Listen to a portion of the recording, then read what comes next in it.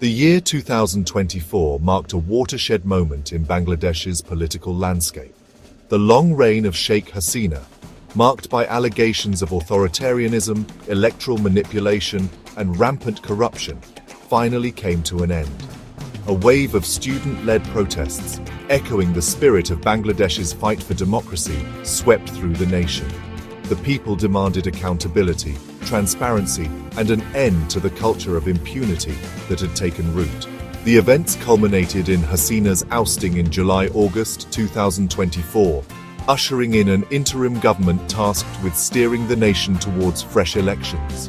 The change in government, while welcomed by many in Bangladesh, was met with a wave of hostility from certain quarters in India.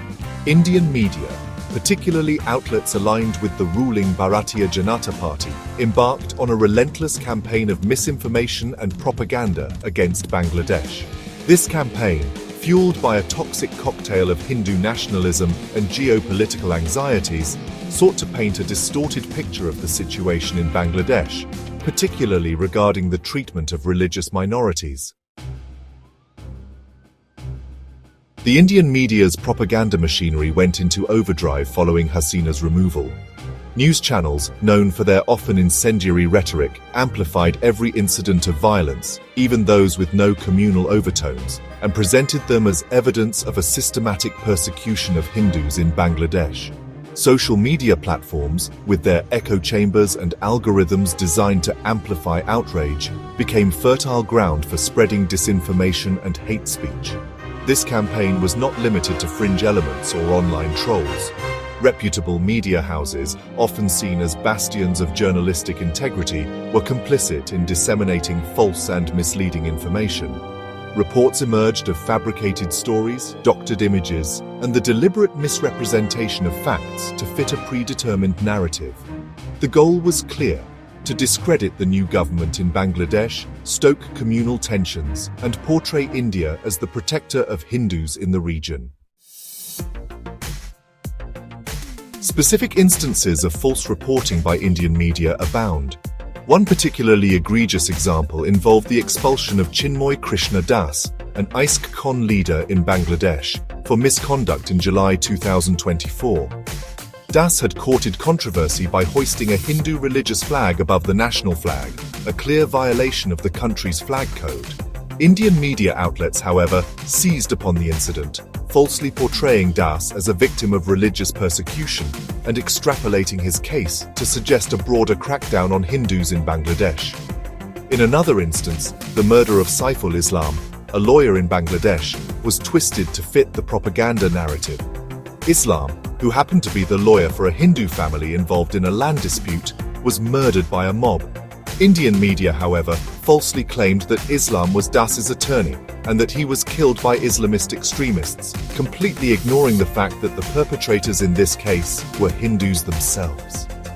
These are but a few examples of the blatant falsehoods propagated by sections of the Indian media, illustrating a deliberate and malicious attempt to mislead the public and incite communal discord. The Indian media's selective outrage over the treatment of minorities in Bangladesh reeks of hypocrisy and historical amnesia. While any instance of violence against minorities is deplorable and must be condemned, it is essential to view these incidents within a broader context. Bangladesh has a long and complex history, marked by periods of communal tension and violence, often rooted in socio-economic disparities and political opportunism. It is disingenuous to portray Bangladesh as a country inherently hostile to minorities. The birth of Bangladesh itself was a testament to the nation's commitment to secularism and inclusivity, as enshrined in its constitution. The country has made significant strides in promoting interfaith harmony and protecting the rights of minorities. However, challenges remain, as they do in any society grappling with diversity and historical baggage. To suggest that the situation in Bangladesh is unique, or that it justifies the blatant propaganda being churned out by sections of the Indian media, is not only misleading, but also deeply insulting to the people of Bangladesh. The impact of a toxic narrative can be far-reaching, affecting not just individuals, but entire communities. You see, when misinformation spreads, it can lead to misunderstandings, fear, and even hostility. It's like a ripple effect, where one falsehood can create waves of distrust and division.